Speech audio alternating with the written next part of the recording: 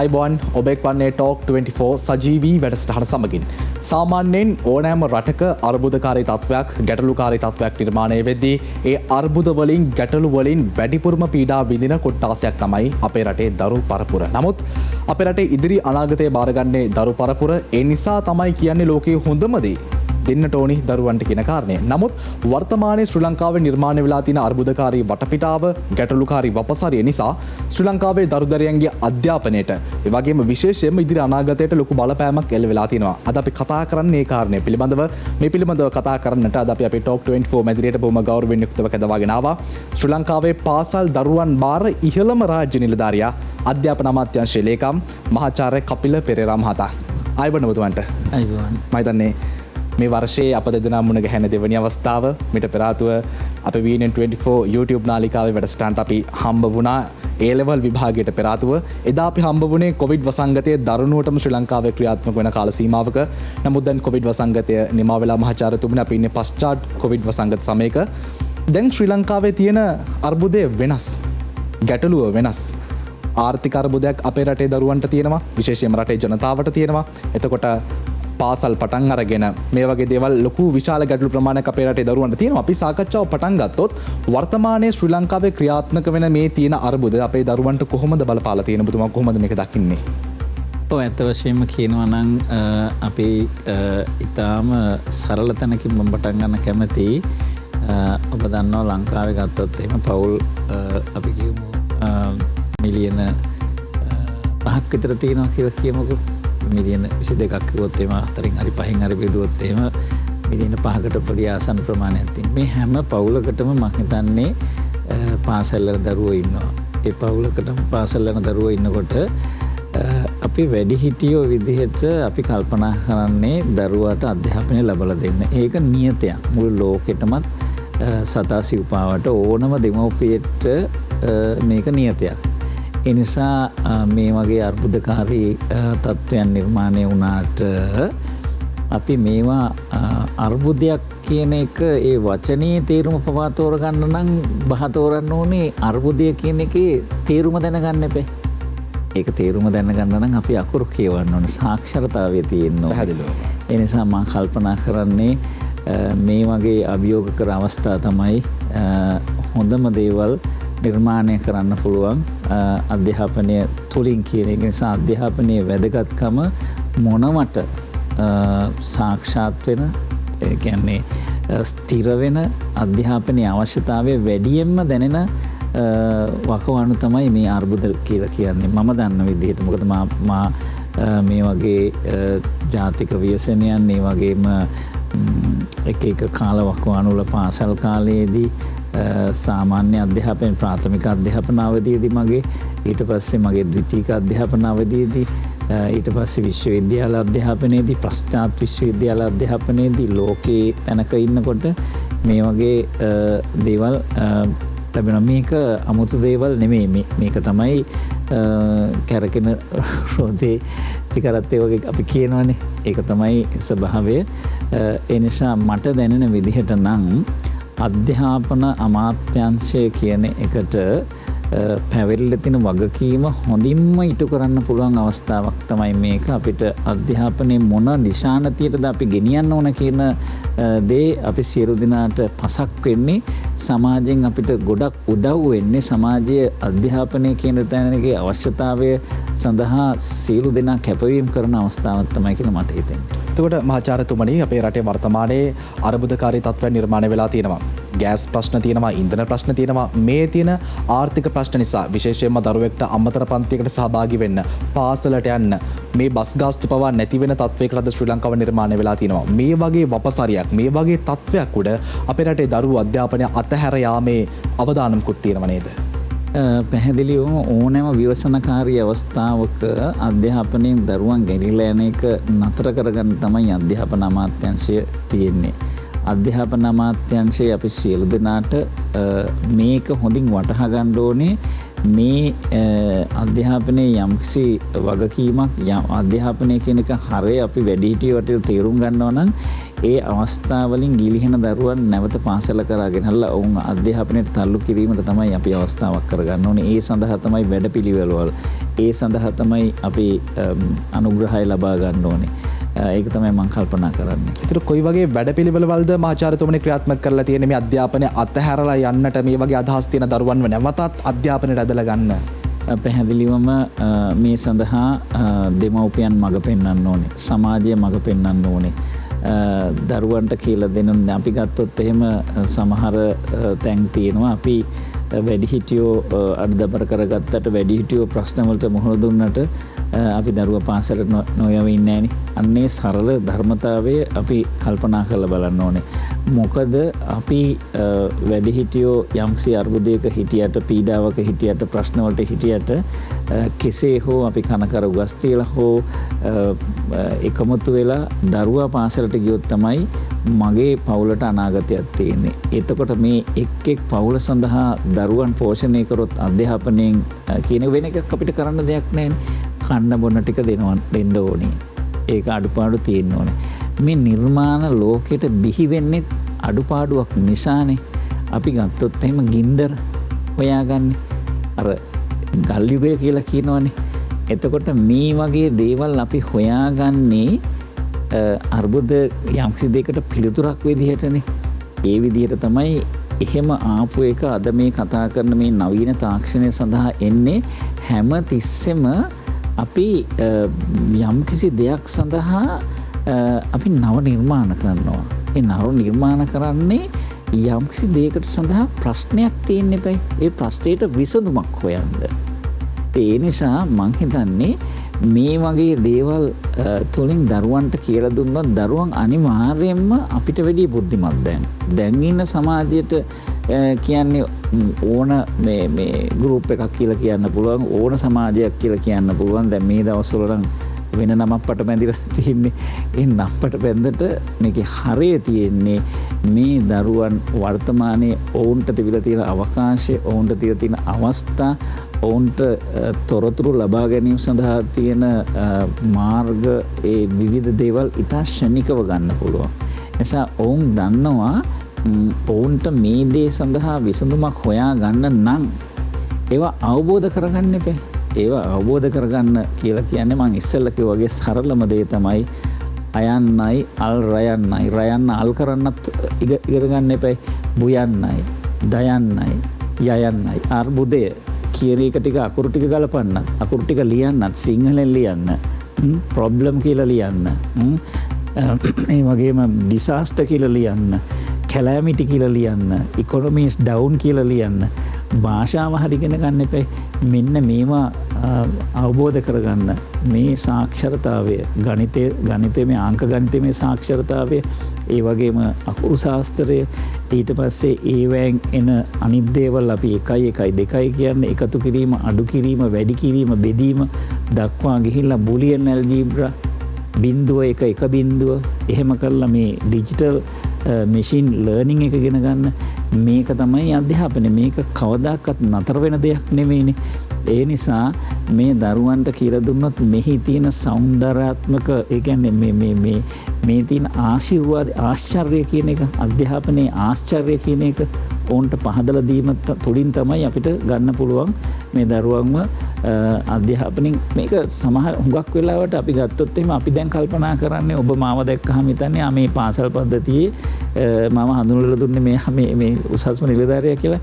නමුත් අපි ගත්තොත් එහෙම ඒකට තියෙනවා සාමාන්‍යයෙන් රාජ්‍ය අනුග්‍රහයෙන් තියෙන අනිවාර්ය අධ්‍යාපනය තියෙනවානේ. විධිමත් කියලා පාසලකට ගිහිල්ලා 1 2 3 4 ඊට අමතරව හැම මොහොතෙම දරුවෝ ඉගෙන ගන්නවා. එතකොට ඒ ඉගෙන ගැනීම තුළින් ඔවුන්ට පසක් වෙන්න ඕනේ නෑ මම මේක තනියම ඉගෙන ගත්තට මේ ප්‍රශ්නේ විසඳන්න නම් මම කායෙන් හරි මේක අහගන්න ඕනේ. මම දන්නේ නැති දෙයක් තියෙනවා.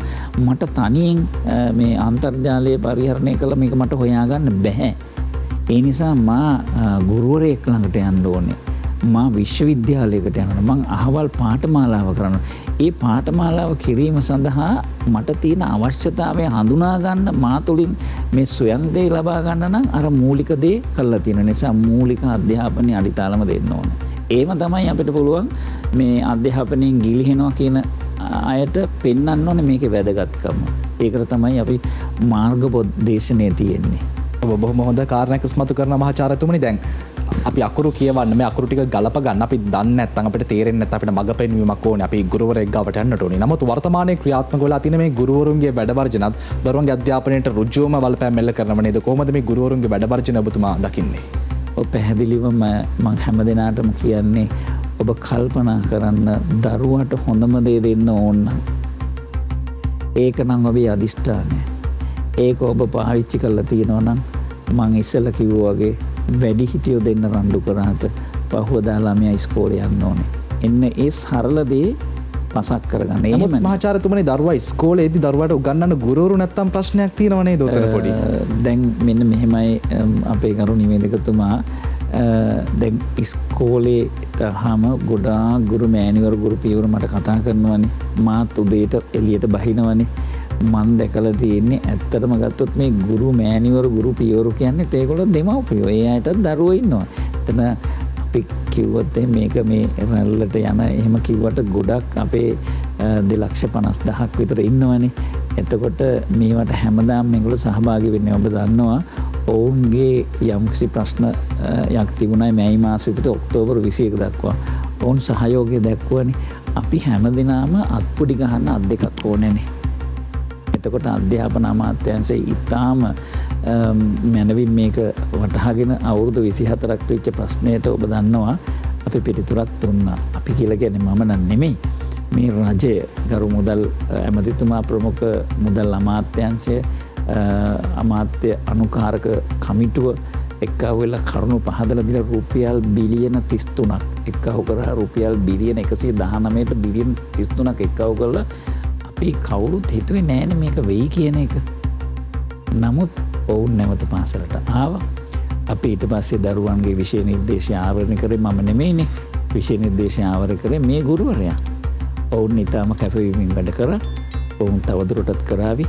ඒ නිසා ඒ යම්කිසි කෙනෙක්ට මේක හොඳට පසක් වෙලා තියෙන්නේ. ඒ නිසා මට වැටහෙන කරුණු අනුව අර වැඩිහිටියෝ විදිහට ඔවුන් ඔය කියන මේ තියෙන වාතාවරණය අපි කවුරුත් මේ මාධ්‍යෙන් දකින්න අපි කවුරුත් මේ පසක් වෙලා තියෙන පාරේ ගියාම තියෙන තෙල් ටික නැති වෙන එක අපි ඇත්තටම මේ වගේ මම දකින විදිහට දැන් තියෙන තත්ත්වය අනුව මේට වැඩි ගොඩාක් කැපවීම කරන්න අපිට පුරුදු වෙන්න වෙනවා. එහෙම පුරුදු වෙච්ච දරුවෙක් මම.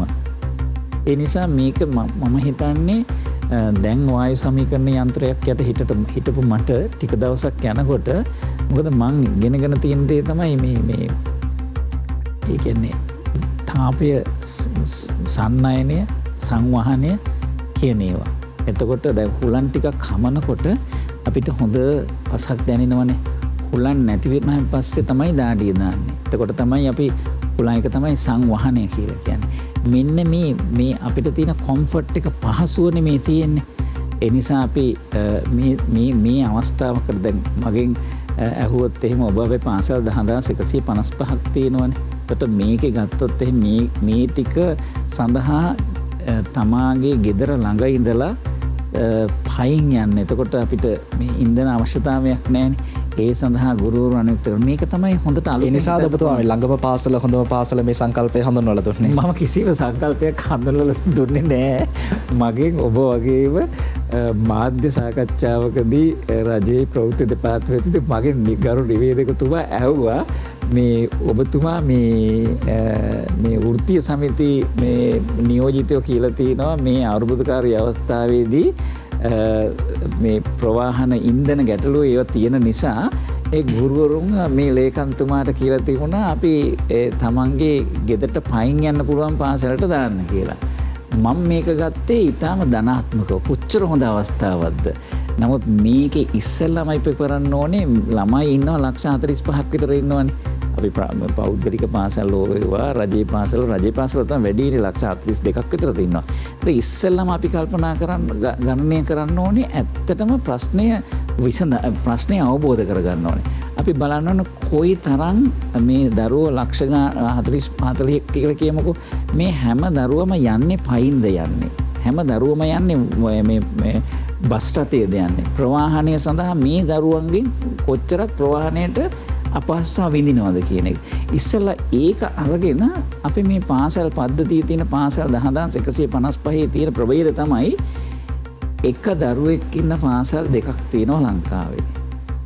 ඒ වගේ තියෙනවා ළමයි දෙන්නෙක් ඉන්න, 3 දෙනෙක් ඉන්න, 4 දෙනෙක් ඉන්න ওই විදිහට තිබිලා ළමයි 10ට අඩු පාසල් ටික, ළමයි 20ට අඩු පාසල් ටික, ළමයි 50ට අඩු පාසල් ටික සමස්ත 50 තියෙනවා පාසල් 1462ක්. ළමයි 100ට අඩු පාසල් තියෙනවා 2960ක් හරි 70ක් හරි. කියන්නේ 3000කට ආසන්න. ඊට පස්සේ ළමයි සම්පූර්ණ පාසලක ශිෂ්‍ය සංඛ්‍යාව 200ට අඩු පාසල් තියෙනවා 10155න් 5131. කියන්නේ 50%කට වැඩි. එතකොට මේ පාසල් ටික කොහෙද තියෙන්නේ? ඊට පස්සේ එතනින් එහාට ගියාට පස්සේ ළමයි 500ට අඩු පාසල් 178ක් තියෙනවා, 7800 ගණනක් තියෙනවා. එතන ගම සමස්ත පාසල දෙක මම කිව්වේ දැන් එක්කෙනෙක් ඉන්න පාසල 10 20 30 40 50 100 200 500 1000ට අඩු 91ක් තියෙන 1000ට අඩු. ඊටු 100ට තමයි 10. ඊටු ඊටාම හොඳ දෙයක් නේ. ඒ පාසල් ටිකත් අපි හරියට ලස්සනට හදා ගන්න පුළුවන්. මේක දෙන්න ප්‍රශ්නේ අපිට ඔබ සහයෝගය දෙනවා නම් අපිට පුළුවන් අධ්‍යාපන අමාත්‍යාංශයට පුළුවන් නායකත්වය දෙන්න. අපි විශ්ලේෂණය කරලා බලමු කොතනද ලංකාවේ හැම ගෘහස්ථයකම කොහෙද පිහිටලා තියෙන්නේ, ඒ ඉන්න දරුවා කොතෙන්ටද යන්නේ, එයාට කොච්චර ඉන්ධන අපහසුතාවයක් තියෙන ප්‍රශ්නයක් තියෙනවද. එතකොට මෙයා පළවෙනි ශ්‍රේණියට ඇතුල් කරගන්නකොට ඔය කූට ලේඛනද ඔය චක්‍ර ලේඛ මොකක්වත් අවශ්‍යතාවය නැහැනේ. ගෙදර තියෙන පාසලකට පයි යන එකට මම පයින්නේ ගියේ ඇත්තටම. ඒකේ පන්ති ඉඳලා පහේන මම පයින් ගියේ. ඊට පස්සේ අපිට පුළුවන් මේ අපි මේ අධ්‍යාපනයේ ප්‍රතිසංස්කරණ මේ ඔක්කොම ටික මේකෙන් කරගන්න පුළුවන්. ඉන්නේ ඒ දේ තමයි මම පැහැදිලි කරේ. ඊට පස්සේ අපිට පුළුවන් මොකද හැම දරුවටම සම අධ්‍යාපන අවස්ථාවක් දෙන්න ඕනේ. නිසා හැම දරුවටම ගුරු භවතෙක් ඉන්න ඕනේ. ඒ ගුරු භවතෙක් ඉන්න නම් 3 ලක්ෂයක් අපි ලක්ෂ 2,49,000 45,000 කියලා කියමුකෝ. එතකොට හැම විෂයයටම හැම ශ්‍රේණියකම ප්‍රාථමික පන්තියක් නම් හැම පන්තියටම පන්තිභාර ගුරුවරයෙක් ඉන්න ඕනේ. ප්‍රාථමික පන්තිවල සහ අනිත් පන්තිවල හැම විෂයයටම ගුරුවරයෙක් ඉන්න ඕනේ. ඒ නිසා අපි ඉස්සෙල්ලා ළමයි ටික අපි ස්ථානගත කරලා ඉදිරිපත් කරලා හරි මේ විදිහට නම් තියෙන්නේ. අපිට පුළුවන් මේක ප්‍රශ්නෙට විසඳුම තියෙන ප්‍රශ්නය අහන්නේ මේ ගුරුවරු ටික අනුඋත්තර කරන්න. මොකද ඒ අයට අපහසුතාවය වෙනවා මේ ඉන්ධන ප්‍රශ්නේ නිසා කියන එක. එහෙමනම් අපි ඉස්සෙල්ලා කල්පනා කරනවා ඉන්ධන ප්‍රශ්නයෙන් රටට උදව් කරන්න මේ අපේ ආර්ථිකයට උදව් කරන ප්‍රශ්න විසඳුම ඉන්ධන ඥානනය කරන්නේ ප්‍රවාහනයට. ඒකෙන් දායකත්වය දෙන්න නම් මෙන්න මේ විදිහ දෙයක් කරන්න. මේක සංකීර්ණ දෙයක් කියලා කිව්වට අපිට විසඳන්න පුළුවන්. මොකද අපි ළඟ දත්ත තියෙනවනේ. ඉන්න ගුරුවරු ටික දන්නවා. ඔවුන්ගේ මම ඇත්තටම ගත්තොත් එදා ওই ප්‍රශ්නේ අහන වෙලාවේ මගේ ළඟ තිබුණා. මොකද ප්‍රශ්නේ ඇහුවෙන් පස්සේ කියලා තිනේ අධ්‍යාපන ලේකම්තුවා මේකට බෑ කිව්වා කියලා. මං කිව්වේ බෑ කියලා. මං කිව්වේ මේක ඉස්සෙල්ලම ප්‍රශ්නේ හඳුන ගන්න ඕනේ. ප්‍රශ්නේ කොයිතරම් 2,52,000කින් කී දෙනෙක්ට තියෙනවද? එතකොට අපි කී දෙනෙක්ද සමහරලාවට කියන්න පුළුවන්. අපි කියමු මේ කොළඹවට තියෙන පාසලක් ගමුකෝ. ප්‍රධාන පාසලකට. ඒතර ප්‍රධාන පාසලේ ඉන්න මම බැලුවා ප්‍රධාන බාලක පාසලේ ඉන්නවා ගුරු භවතුන් ඉන්න 318ක්ද කොහෙද ඉන්නවා. 318ක් ඉන්නවා. ප්‍රධාන බාලිකා පාසල ගත්තොත් එහෙම 230 ගානක්ද කොහෙද ඉන්නවා. එතන මම මේ අයගේ ඉන්න මේ ස්ථිර ලිපිනයන් ගත්තා. කොහොම ඉඳලා දෙන්නේ කියන එක. එතකොට ඒක ස්ථිර ලිපිනේ දීලා ඒගොල්ලන්ගෙන් අහනවා ඔයගොල්ලෝ ස්ථිර ලිපිනේද ඉන්නේ නැත්නම් මේ නේවාසිකවද ඉන්නේ කොහොමද කියලා. ඒ ටික බලලා මේගොල්ලන්ව දැම්මොත් එහෙම සමහරවිට ඒ එක පාසලකට එක ගුරුවරයෙක්වත් නැති වෙයි. අනිත් පාසලට ගුරුවරු ඔක්කොම යයි. එහෙම වුණොත් බෑනේ කරන්න.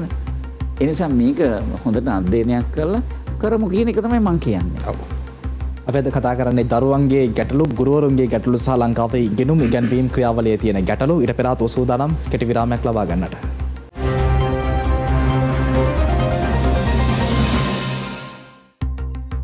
ඔබ නැවතත් ටෝක් 24 වැඩසටහන සමගින් අපි කතා කරන්නේ රටේ වර්තමාන අර්බුදය සහ අපේ දරුවන්ගේ ඉදිරි අනාගතය පිළිබඳව. මහාචාර්යතුමනි, දැන් මේ වෙලාවේ දරුවන්ට රටේ අපේ ශ්‍රී ලංකාවේ ඉන්න පාසල් දරුවන්ට තියෙන ප්‍රබල ප්‍රශ්නයක් තමයි විභාග ටික ලං වෙනවා සිලබස් ටික කවර්ද. බොහෝම දෙනෙක් අහන මේ කාලෝචිත ප්‍රශ්නය. මම එතනට එන්නට කලින් මම දැනගන්න කැමති මහාචාර්යතුමනි දැන් කොවිඩ් වසංගතයෙන් අනතුරුව පාසල් පටන් ගද්දී පාසල් කාලේ උගන්වන්න අමතරව පැයක කාලයක් උගන්වනවා කියලා මෙහෙම නිර්දේශයකට ආවා. මේ පැයක කාලයක් ඉගැන්වීම සිද්ධ වුණාද? එහෙම සිද්ධ වුණා නම් ඒ තුලින් අපේක්ෂා කරපු අර සිලබස් කවර් කිරීම හරි වැඩ ප්‍රමාණය ඉවර කර ගැනීම හරි ටික කරගන්නට පුළුවන් වුණාද? ඉතරම කියන්න ඕනේ ඒක කෙරුන්නේ නැහැ. මොකද අපි අප්‍රේල් මාසේ 18 ඉඳලා අපි සැලසුම් කරලා තිබුණේ අප්‍රේල් 18 පටන් අරගෙන ප්‍රකෘති තත්ත්වයට එන්න දෙසැම්බර් 23 වෙනකොට මේ විභාග තුනක් තියෙනවා. ඒ විභාග තුන තියලා විභාග තුනෙන් අපිට ඉතුරු වෙන්නේ තව එකක් 24ක් තියෙන්න ඕනේ 2022 වර්ෂයේ සඳහා 2022 අපි ජනවාරි මාසේ ඉඳලා අප්‍රේල් මාසේ දක්වා අහිමි වෙනවා සම්පූර්ණයෙන්ම වාරයක්. ඒ කියන්නේ පැයක කාලයක් ඉගෙනීම සිද්ධ වුනේ නැද්ද මහාචාර්යතුමනි? සිද්ධ වුණේ නැහැ. පැයක කාලයක් අමතර පැයක් අපි දුන්නේ. ඇත්තටම අපි බැලුවේ අපිට සාමාන්‍යයෙන් 1997න් පස්සේ අපි වර්ෂයකට වාර 3 සඳහා දවස් 210ක්වත් උගන්වන්න ඕනේ. හැබැයි ඒක ප්‍රායෝගික වෙලා නැහැ. අපි පසුගිය අවුරුදු 10 විතර බැලුවා. එතකොට ඒකේ ප්‍රමාණවත් වෙන සංඛ්‍යාව තමයි දින 175ක් සිට ඒක වෙනස් වෙලා තිබුණා. දින 175 80 83 93 වගේ වැඩිම වෙලා තියෙන දින 195ක් ඒ වගේ තමයි. ඒතර මේ විදිහට අපි බැලුවොත් එහෙම අපි බැලුවා අපි දින 139ක් තියෙනවා. අපි වාර 3කුත් ගිහිල්ලා නිවාඩුත් දීලා කෙටි නිවාඩු දීලා වාර 3කුත් තියලා වාර විභාගයක් තියලා අපි බැලුවා දින 139ක් තියෙනවා. ඒතර දින 139 කිසිසේත්ම ප්‍රමාණවත් නැහැනේ. අප්‍රේල් 18 ඉඳලා අපි දාලා තියුණේ අප්‍රේල් 18 ඉඳලා මැයි 23 දක්වා යනවා. දැන් මැයි 23 ඉඳලා ජූනි මාසේ 2 හෝ 3 දක්වා අපි අප සාමාන්‍ය පෙළ තියෙනවා. ඊට පස්සේ අපි නැවත ජූනි මාසේ 6 වෙනිදා පටන් අරගෙන ජූලි මාසේ 7 දක්වා යනවා. එතකොට පළවෙනි වාරයේ අවසන් මැදදී අපිට යම්කිසි මේ හරියටම දින 20 ගානකදී මැදදී අපිට පොඩි විවේකයක් ලැබෙනවා අප සාමාන්‍ය පෙළ ලියන දරුවන්ට අනිත් සියලු දරුවන්ට. එතකොට අපි බැලුවා ඒ නිසා අපි කෙටි නිවාඩුවක් දෙනවා වාර අවසානයේ පළවෙනි වාරයේ ජූලි 7 සිට ජූලි මාසේ 18 දක්වා සතියක වගේ දෙනවා. ඊට පස්සේ අපි දෙවෙනි වාරේ පටන් අරගෙන අපි කෙලින්ම යනවා ඔක්තෝබර් මාසේ 13 දක්වා දෙවෙනි වාරය. එතකොට ඒ කටයුතු අවසන් කළා අපි බැලුවා ඒ 2021 දෙසැම්බර් තියෙන තිබිච්ච අප සාමාන්‍ය පෙළනේ 2022 මැයි මාසේ 23 ඉඳලා දවස් 10ක තියෙන්නේ. ඊට පස්සේ අපිට නැවත මේ වසරේ එන එක තමයි ශිෂ්‍යත්ව විභාගය. අගෝස්තු මාසේ තියෙනවා. ශිෂ්‍යත්ව විභාගය සාමාන්‍යයෙන් තියෙන ඉරිදට. ඒතර අපි බැලුවා නිවාඩුවක් දෙන්න අනිත් ළමයින්ට ඔක්තෝබර් මාසේ 13 ඉඳලා නොවැම්බර් 14 දක්වා. ඔක්තෝබර් 15 අපි තියෙනවා ඔක්තෝබර් 15 හරි 16 හරි තියෙනවා ඉරිද දවසක් සාමාන්‍යයෙන් 15 අපි තියෙනවා ශිෂ්‍යත්වයක. අගෝස්තු මාසේ සාමාන්‍යයෙන් ඔක තියෙන්නේ 20 22 වගේ තියෙන්නේ. එතකොට අපි ඒක අගෝස්තු තියන්නේ නැතුව අපි ඔක්තෝබර් මාසේ 15 ඉරිද තියලා ඊට පස්සේ තවත් දින 22ක් විතර අපිට අවශ්‍යයි අපසු උසස් පෙළට. ඒක අපි නොවැම්බර් මාසේ 13 දක්වා යනවා. එතන දින 20 ගාණක් තියෙනවා ඒක ඇති. එතකොට ලොකු අනිත් ළමයින්ට නිවාඩුවකුත් හම්බෙනවා. දෙවෙනි වාරේ නිවාඩුවකුත් හම්බෙනවා. දෙවෙනි වාරේ වැඩත් ඉවරයි. ඊට පස්සේ තුන්වෙනි වාරේ පටන් ගන්නවා නොවැම්බර් මාසේ 14 මගේ තේ එතන ඉඳලා අපි පටන් ගන්නවා නොවැම්බර් 14 හරි 15 ඉඳලා පටන් අරගෙන දෙසැම්බර් 23 දක්වා යනවා. ගිහිල්ලා අපි නත්තලට නිවාඩු දෙනවා. ඊට පස්සේ අපි කල්පනා කරා 2022 වසරේ සාමාන්‍ය පෙළ තියෙන්නේ දෙසැම්බර් මාසේ 2 වෙනිදා වගේ පටන් අරගෙන දෙසැම්බර් 20 22 විතරනේ යන්නේ. අපි ඒ නිසා මේ දවස් 10ක විතර තියලා අපි ජනවාරි 2 හෝ පටන් අරගෙන ජනවාරි 11 හරි 12 හරි ඉවර කරලා අපි ඔන්න අර කොවිඩ් ඔක්කොම මගහැරිච්ච ඒවා අරගෙන අපි නැවත පටන් ගන්නවා 2023 වාරය. හරි පුංචි බාධා කිරීමක් කරන්න මහාචාර්යතුමනි මම ඒ අපි එන්නේ 2023ට අපි 2023ට යන නමුත් 2023 මට පොඩි ගැටලු ටිකක් තියෙනවා निराකරණය කරගන්න ඔබතුමත් එක්ක. දැන් මේ ළඟදිම මෑතකම එන විභාගයේ මේ මාසේ 23 වෙනිදා තියෙන අපොස සාමාන්‍ය පෙළ විභාගය. එතකොට අපිට අර පැයක කාලයක් දරුවන්ට ඉගෙනීමේ කටයුතු කරන්නටත් බැරුව ගියා. එතකොට අපොස සාමාන්‍ය පෙළ විභාගයට මේ මාසේ 23 වෙනිදා යන්නේ සිලබස් එක කවර් නොවිච්ච දරු පිරිසක් නෙමේද? 2023 නෙමෙයි මේක 2022 2022 2022 කියලා කියන්නේ 2021 දෙසැම්බර් මාසේ තීරණ චිත්ත විභාගය තමයි අප සාමාන්‍ය පෙළ තියෙන්නේ. ඒ සඳහා අපි කාලයක් දුන්නා. ගිය අවුරුද්දේ ඔබට මතක ඇති අර අර්බුදය ඉවරනේ ඔක්තෝබර් මාසේ 21 සමහර කණ්ඩායම කෘති සමිතිය 21 වෙනිදා සමහර කණ්ඩායම 23 ආව සමහර කණ්ඩායම 25 ආවා. හැබැයි ඒ ආවට පස්සේ අපි අනිවාර්ය ඉගැන්වීම් කියලා දුන්නා අප්‍රේල් මාසේ 8 වෙනකම්. අපි 8 වෙනිදා නෙවෙයි අපි 7 වෙනිදා. ඒතර අපි පටන් ගන්නවා නැව ඒ කාලවකවානුවම තිබුණේ 2021 දෙසැම්බර් 3 තිච්ච විභාගයට. ඒ නිසා මේ සාමාන්‍ය පෙළ විභාගයේ ගැටලුවක් නැහැ.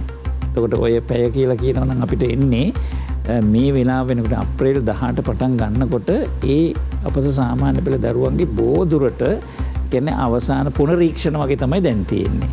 එතකොට ඒක දැන් යන්නේ පුනරීක්ෂණ වගේ තමයි යන්නේ අප බලපු විදිහට මේ 23 නේ තියෙන්නේ. දැන් අප්‍රේල් 18 පටන් අරගෙන අප්‍රේල් 30 දක්වා එතන දවස් දෙකක් විතර අහිමි වුණා.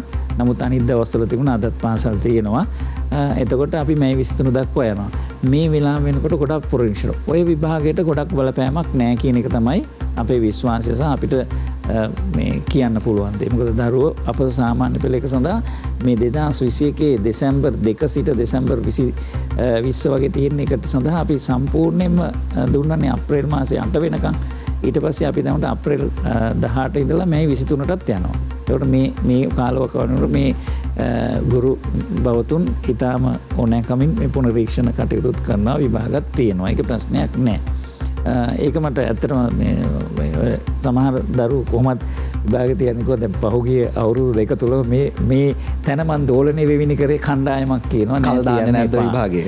කල් දැමීමෙන් වෙන්නේ කල් දැමීම කියන එක ඉතා ලේසි දෙන්නේ. නමුත් මම මේ සංඛ්‍යාත්මකව තර්කානුකූලව ඉදිරිපත් කරන්නේ මේ මැයි මාස 23 පටන් අරගෙන ජූනි මාස 2 වෙන දවස් 10 තියෙන විභාගයට ලොකු බලපෑමක් නැහැ. ඔය පැය අයිමු වුණා කියන එක. අනේ එහෙම වුණා නම් අපිට තව කල් තියෙනවා. අපිට පුළුවන් සෙනසුරාදාට ළමයි ගෙන්නලා උගන්වන්න මේ කණ්ඩායම. අපිට සෙනසුරාදා දවස් ටික තියෙනවා. එතකොට පැයක් කියන එක අපි බැලුවා ඉස්සර පැයේව දාලා දින 139ක් ගන්නනේ. එතනනුත් ලැබෙන්නේ මුළු වර්ෂයටම දින 29යිනේ. දැන් අපි මෙතන පැය 8ක් අපිට සෙනසුරාදා ගත්තොත් එහෙම අපිට දැනුත් පුළුවන් පැය ක්‍රියාත්මක කරන්න මේ දරුවන්ට. ඒ නිසා ඒක ගැටලුවක් කරගන්න එපා. ඒක අපිට නෙමෙයි ගැටලුව වෙන්නේ. ඔබට මොන හරි එක පාසලකට එක සාමාන්‍ය පෙළ දරුවෝ ඉන්න දැන් මෙතන මම දන්න විදිහට 1 ලක්ෂ ගාණක් ඉන්නේ බාහිර ආදියුම්කරුවෝ දෙවෙනි වර. අනිත් දරුවෝ කියන්නේ අපේ 5 ලක්ෂ ගාණක් තමයි එන්නේ. ඒතුළු 4 ලක්ෂ ගාණම පාසල් ආයතනකරුවෝ. මේ දරුවන් දැන් දන්නවා ගුරු දන්නවා මේ විෂය නිර්දේශ ආවරණය කරනද නැද්ද කියන එක අප්‍රේල් 18 පටන් ගන්නකොට දන්නවා. ඒ ඊටු ටික අපි කල්පනාකරණය කරගමු. ඒ සඳහා හැම පාසලකටම අපිට කියන්න බෑ සෙනසුරාදා එන්න කියන එක. හැම පාසලටම කියන්න බෑ මේ අවස්ථාව.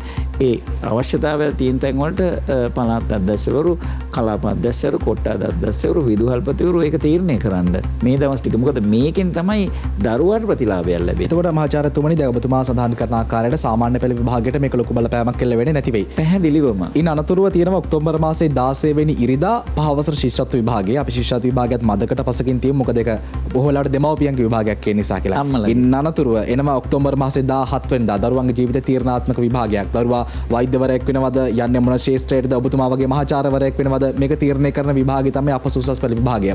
උසස් පෙළ දරුවන්ට බලපෑමක් නැද්ද මේක? ඒ පිළිබඳව මං තීරණය කරන්නේ අපි තව වාර දෙකක් තියෙනවා. මම හිතන්නේ ඒ පිළිබඳව අපිට තීරණයක් ගන්න වෙයි සමහර විට. අපි බලමු. අපි සතියෙන් සතිය අපේ තියෙනවා අධ්‍යාපන ගුණාත්මක සංවර්ධන කියලා මේ ආයතන මේ අංශයක් තියෙනවා. යාතිරේක ලේකම්වරයෙක් ඉන්නවා. විෂය අධ්‍යක්ෂකවරු ඉන්නවා හැම විෂයයකටම. ඒතර ජාතික අධ්‍යාපන ආයතනයේ තියෙනවා. පළාත් තියෙනවා. අපි සතියෙන් සතිය බලනවා හැම උසස් පෙළ දරුවෙක් විතරක් නෙවෙයි හැම ශ්‍රේණියකම. මොකද අපිට තියෙනවානේ අපේ ඉලක්කයක් තියෙනවානේ දරුවන් සඳහා කෙසේ හෝ මේ අහිමි වෙච්ච දේවල් ලබලා දීලා විෂය නිර්දේශයත් ආවරණය කළා තමයි අපි විභාග ටික තියන්න ඕනේ. ඒ නිසා ඒ පිළිබඳ අපි නිරීක්ෂණයක් කරගෙන යන එක පසුගිය අවුරුදු දෙකෙත් කර අධ්‍යාපන ගුණාත්මක සංවර්ධන මම ගොඩක් ස්තුතිවන්ත වෙනවා අපේ අතරේක ලේකම්තුමා හේමන්ත ප්‍රේමතිලක මහත්මයා ඇතුළු අපේ විෂය අධ්‍යක්ෂවරු අපේ පළාත් අධ්‍යක්ෂවරු පළාත් මේ ඊටාම කැපවීමෙන් සහ මේ ගුරුවරු මේක කරා.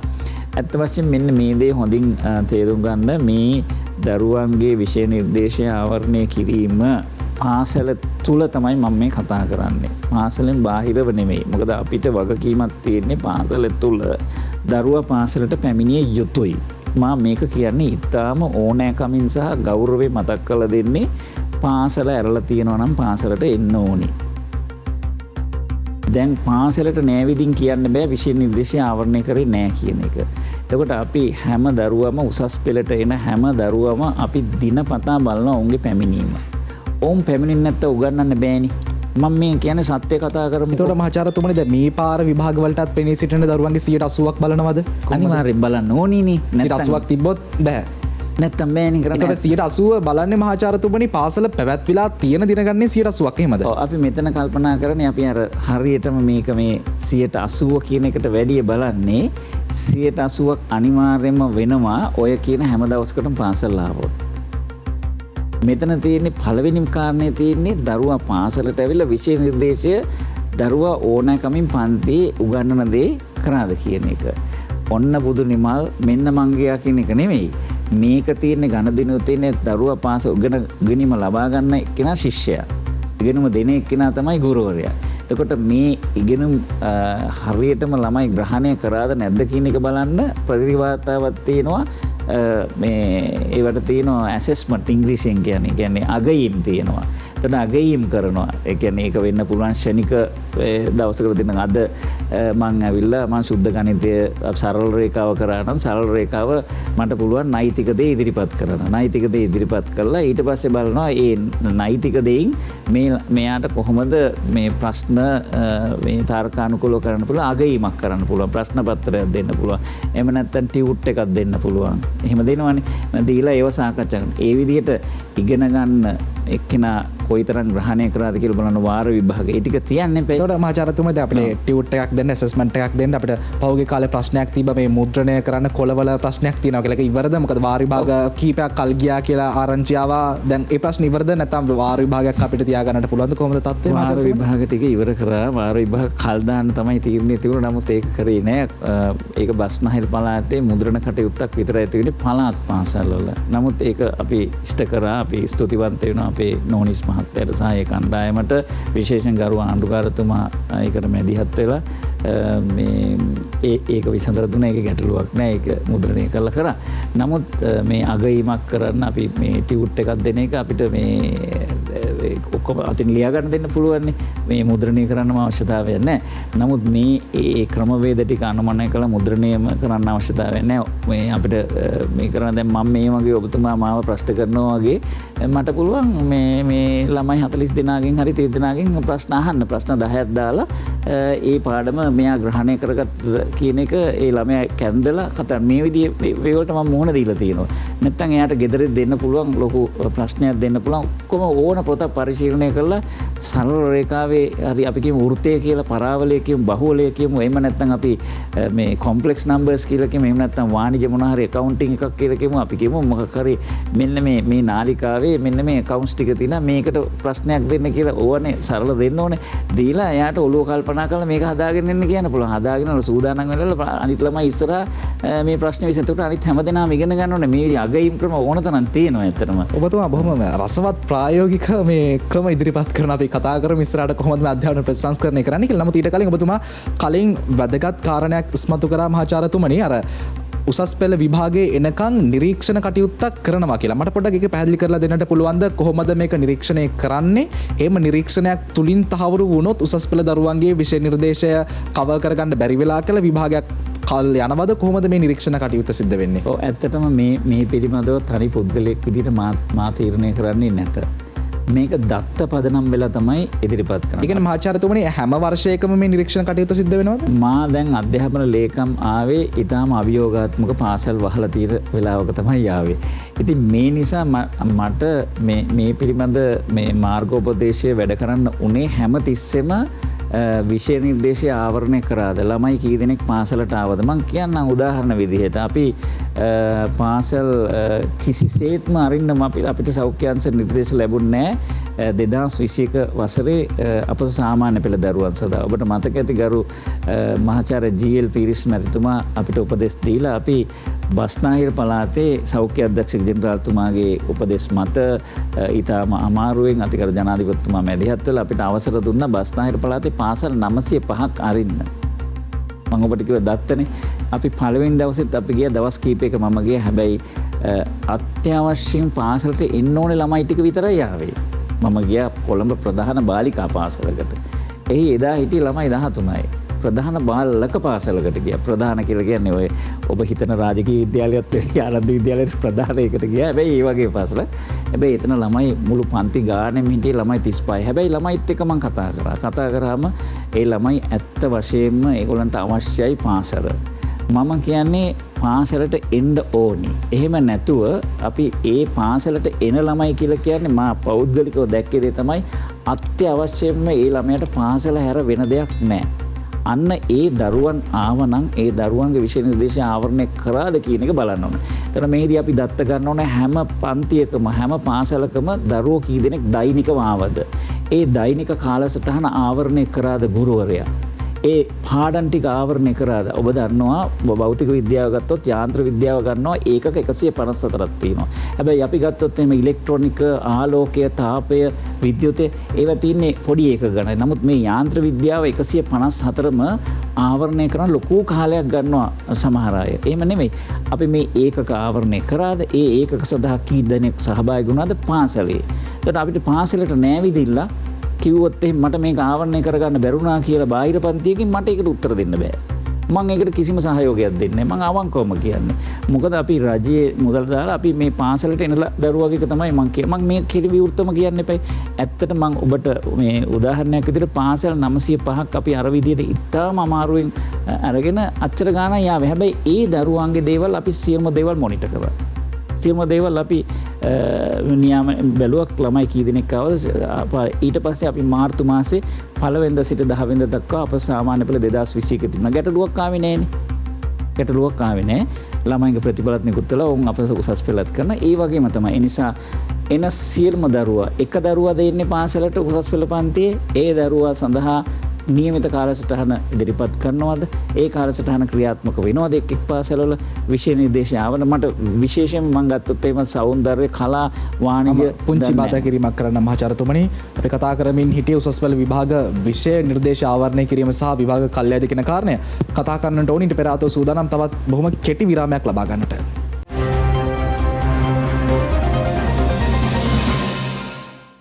ඔබ නැවතත් ටෝක් 24 වැඩසටහන සමගින් අපි කතා කරමින් හිටියේ දරුවන්ගේ ජීවිතයේ තීරණාත්මකම විභාගය අපස උසස් පෙළ විභාගය පිළිබඳව. එතකොට මහාචාර්යතුමනි යම් හේකින් එහෙම කණ්ඩායමක් විසින් නිරීක්ෂණය කරගෙන ඊට පෙර ආතුව මේ නිරීක්ෂණය කිරීමේදී ඔබතුමල්ලා සලකලා බලන්නේ පාසලේ විෂය නිර්දේශන ආවරණය කිරීමක් ගැන පමණයි. ඇත්තටම අපිට වගකීම තියෙන්නේ අපි පාසලට කරලා තියෙන්නේ දරුවා පාසලට එන්න ඕනේ. පාසලෙන් තමයි ගුරුවරු උගන්වන්නේ. එතෙන්දී විෂය නිර්දේශය ආවරණය කරන්න ඕනේනේ. ඒ නිසා තමයි පාසල ගැන මම කතා කරන්නේ. මොකද බොහෝ දුරට බලපෑම් වෙනවනේ බාහිර පන්ති වලින් මට ඒකට කිසිසේත්ම අනුග්‍රහයක් දෙන්න බෑ. යථාර්ථය මම දන්නවා. නමුත් මම ඔබට කිව්වේ මා හොඳට මතක තියෙනවා මගේ උසස් පෙළ පන්තියේ. මම සම්පූර්ණයෙන්ම රසායන විද්‍යාව පිළිබඳ විශ්වාසය තැබ්බේ පාසලේ ගුරුවරයෙක්ගෙන් රංජනීති සිල්වා මැතිණියගෙන්. ඒ වගේම සුජීව මිස්ගේ. ඒ වගේම පෙරේරා සර්ගෙන් තමයි. ඔබතුමා කොයි අවුරුද්දද අප උසස් පෙළ විභාගයට යන්නේ? 1980. 1980. දැන් 2022 ඔබතුමාට හිතෙන්නේ නැද්ද තත්ත්වය වෙනස් කියලා? තත්ත්වය වෙනස් කියලා කියන්නේ මේ තියෙනවනේ මේ රටාවක් තියෙනවනේ ළමයි පාසලට එන්නේ නේ. සහ තරංගයකුත් තියෙනවා. තරංගයත් ඒ කාර්යත් මේ තරංගෙම තියුණා. හරි අපි හිතමු මහාචාර්යතුමනි දැන් දරුවෙක්ට මේ කියන තත්ත්වය අපිට අර පැයක උගන්වන කාල සීමාවක අපිට ඒක කරන්නත් බැරුව ගියානේ. සහ විශේෂයෙන්ම දැන් මට මේකත් එක්ක තියෙන ප්‍රශ්නේ තමයි මහාචාර්යතුමනි යාන්ත්‍ර විද්‍යාව උගන්වන්න සාමාන්‍යයෙන් ඒකක 150 ගාණක් වගේ තියෙනවා. සාමාන්‍යයෙන් අවුරුද්දකට ආසන්න කාලයක් ගන්නවා යාන්ත්‍ර විද්‍යාව ඉවර කරන්න. හැබැයි යාන්ත්‍ර විද්‍යාවත් එක්ක තව එන ස්ට්‍රක්චර් පේපර් එක තියෙනවානේ. ඕකට අනිවාර්යයෙන්ම යාන්ත්‍ර විද්‍යාවෙන් විභාග රචනා ප්‍රශ්නයක් දානවා. විකිරණයෙන් ප්‍රශ්නයක් එනවා. මේ ස්ට්‍රක්චර් පේපර් එක ලියා ගන්න දරුවන්ට ප්‍රැක්ටිකල් ටික මේ කරගන්න පුළුවන්ද පාසල ඇතුලේ? ඒව තමයි අපි නිරීක්ෂණය කරන්නේ. ඒව තමයි අපි නිරාමනය කරන්නේ. ඒ නිසා අපි කවමදාවත් මට මම මෙහෙමයි කරේ මගේ තාත්තා මෙහෙමයි කරේ එහෙම විශ්වාසයක් නැහැ. යථාර්ථයේ මේ මොහොතේ පොළොව තලයේ පාසල් තුල උසස් පෙළ පන්තිය තුල ඒ ගුරුවරුන්ගේ ඒ කර්තව්‍ය කරාද නැද්ද කියන එක මත තමයි ගුරුවරුන්ගේ කර්තව්‍ය කරනකොට දරුවන් ඒ වගකීම ඒකට සහභාගී වුණාද? ඒ ප්‍රායෝගික පරීක්ෂණ වලට සහභාගී වුණාද? එහෙම නැතුව වෙන දවසක් කියලා නේද? එහෙම කරන්න බෑ. අපි පාසල් වලට කියන්නේ. ඒ නිසා ඒ වෙලාව තුළ ඒ අනිවාර්යයෙන්ම හැම දරුවෙක්ටම පාසල ඒ උසස් පෙළ පන්තියකට යන්න නියමිත හැම දරුවක්ම ඒ කියන්නේ මං ඉස්සෙල්ලා කිව්වනේ අර ඒ බාලක පාසලේ මං ගන්නකොට මං කතා කරේ දරුවෝ කීප දෙනෙක් එන්නේ එක්කෙනෙක් ආව රමුක්කනේ ඉඳලා කොළඹට.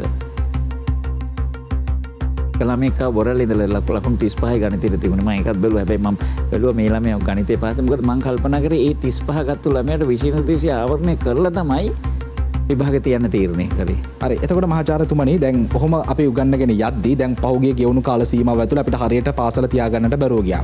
හිස්තැන් තිබ්බා. යම් හේකින් නිරීක්ෂණ කණ්ඩායම අනාවරණය කරගත්තොත් පාසල් කාලය තුල මේ විෂය නිර්දේශය ආවරණය කරගන්නට බැරි වෙලා තියෙනවා කියලා අපොස උසස් පෙළ විභාගයේ කල් යනවාද? ඒක දැම්මම කියන්න බෑ. අපි ඒ පිළිබඳ අපේ ඕනම දෙයකට තියෙනවනේ ඒකට කියන්නේ විකල්ප විසඳුමක් තියෙනවා. ඒ පිළිබඳව සූදානම් වෙලා ඉන්නේ. විකල්ප විසඳුම විභාගයේ කල් යාමද? වෙන විකල්පයක් ඇත්තේ නෑනේ. විභාග කල් දෙරේ තමයි විභාග කල් නොදා වැඩේ කරගන්න තමයි අපි පුළුවන් තරම් උත්සාහ කරන්නේ. ඒ සඳහා අපිට සහයෝගය දෙන්න ඕනේ. මම කියන්නේ සෙනසුරාදා දවසේ පන්ති ඉස්කෝලේ තියන්න පුළුවන්. ඒ පන්තියට විතරක්. ඊට පස්සේ ওই පැයක වැඩික දැන් తాවකාලිකව වෙන කරලා තියෙන්නේ. ඒ නිසා අපි සහයෝගය ලබා ගන්න ඕනේ හැම ගුරුවරයාගෙන්මනේ. ඒ නිසා ඒව තමයි අපිට තියෙන විකල්ප. අවසාන විකල්පය තමයි විභාග කල් දැමීම. එතකොට මහාචාර්යතුමනි දැන් මේ අධ්‍යාපන පහුගිය කාලේ ගෙවුණු අර්බුද මේ දේවල් එක්ක අධ්‍යාපන පාඩුව ගණන් බලලා තියෙනවා 2020 මම වැරදි නම් මාව නිවැරදි කරන්න අවස්ථාවක් තියෙනවා ඔබතුමාට 2020 අවුරුද්දේ බස්නාහිර පළාත තුල අධ්‍යාපන පාඩුව ප්‍රතිශතයක් විදිහට 55යි බස්නාහිර පළාතෙන් පිට ඕක 39යි 2021 වසරේ බස්නාහිර පළාත තුල 90යි බස්නාහිර පළාතෙන් පිට 70යි විශාල අධ්‍යාපනික පාඩුවක් සිද්ධ වෙලා තියෙනවා මට දැනගන්නට ඕනි පළවෙනි ප්‍රශ්නය මේ ඉලක්කම් ඇතුළට අපි අධ්‍යාපනය කියලා අර්ථකථනය කරන්නේ දැනුම ආකල්ප කුසලතා මේ ත්‍රිත්වයමනේ මේ ඉලක්කම් ඇතුලේ දැනුමට අමතරව දරුවන්ගේ ආකල්ප සහ කුසලතාත් ගණනය කරලා තියෙනවද අතපසු වෙච්ච ප්‍රමාණ? ආකල්ප නැහැ.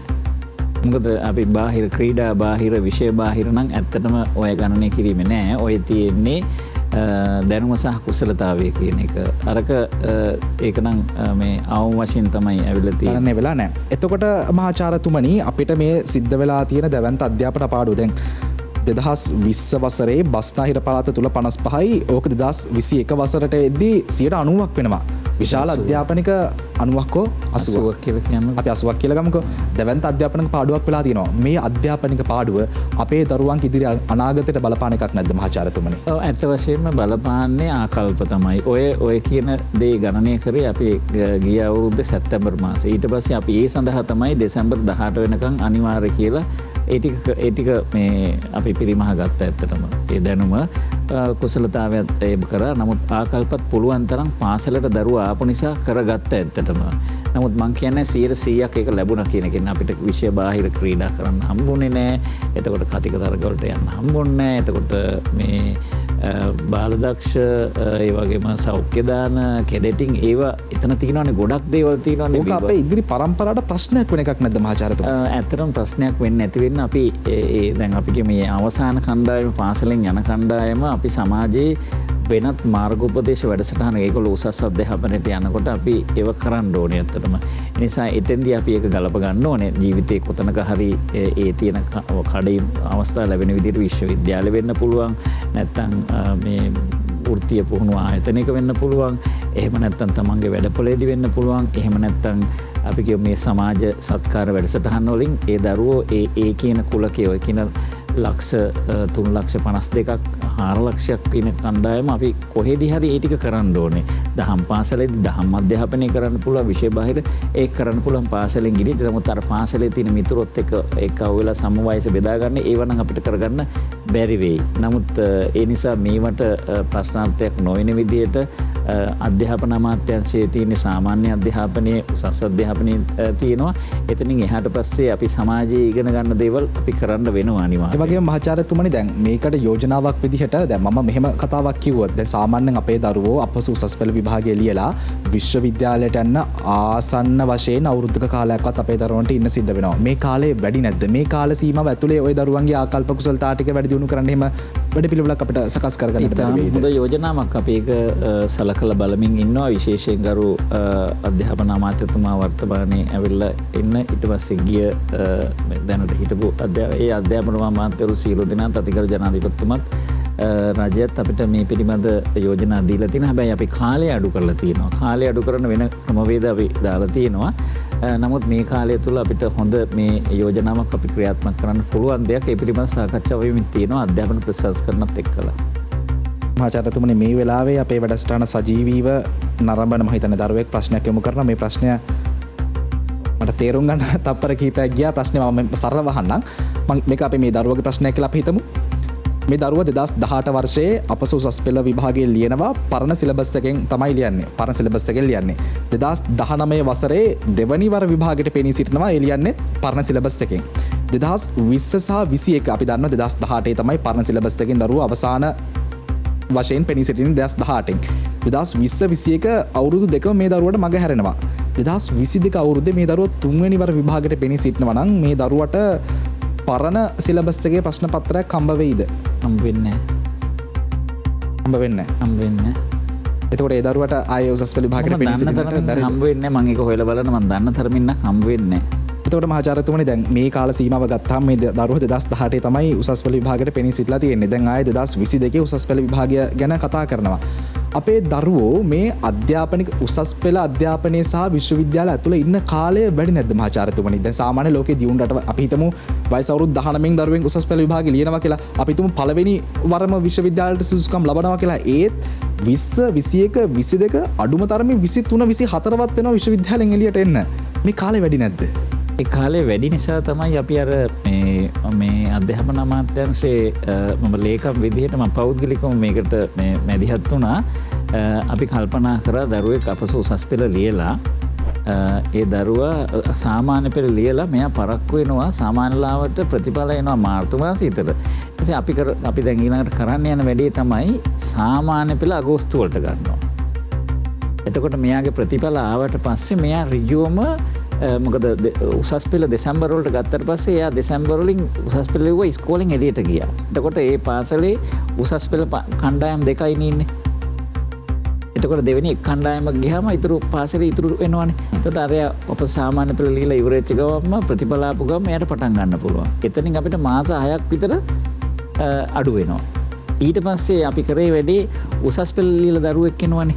එතකොට මෙයාගේ ප්‍රතිඵල අපි මාස 3ෙන් දුන්නා කියලා කියමුකෝ.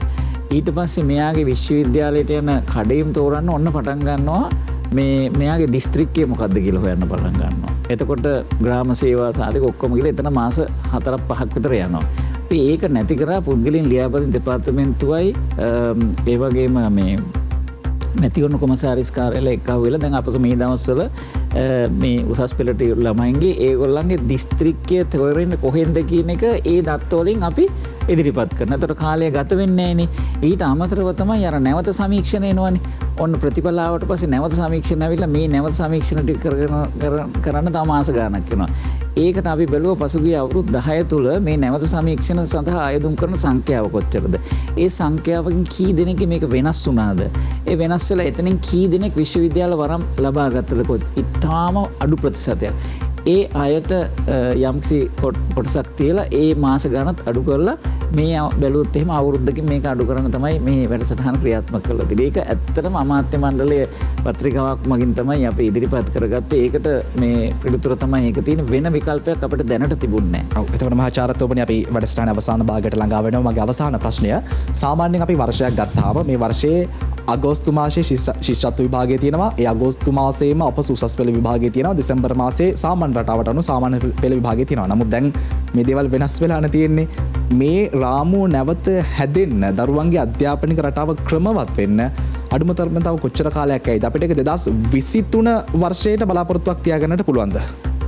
මහිතන්න ඔබ සියලු දෙනා සහයෝගය දුන්නොත් කල්දාන්න එපයි කියලා ඒකට තමයි අර වැඩසටහන අපි ඉදිරිපත් කරේ. ඒක තාම හොඳට හිතලා තමයි අපි මේ දවස් 139ට පැය 139ක කවුකල දවස් 29ක් අරගෙන දවස් 165ක් අරගෙන ඒ විදිහට තියලා අපි 2023 පාසල් වාරය ආරම්භ කරන බලාපොරොත්තු වුණේ ජනවාරි මාසේ 15 වගේ.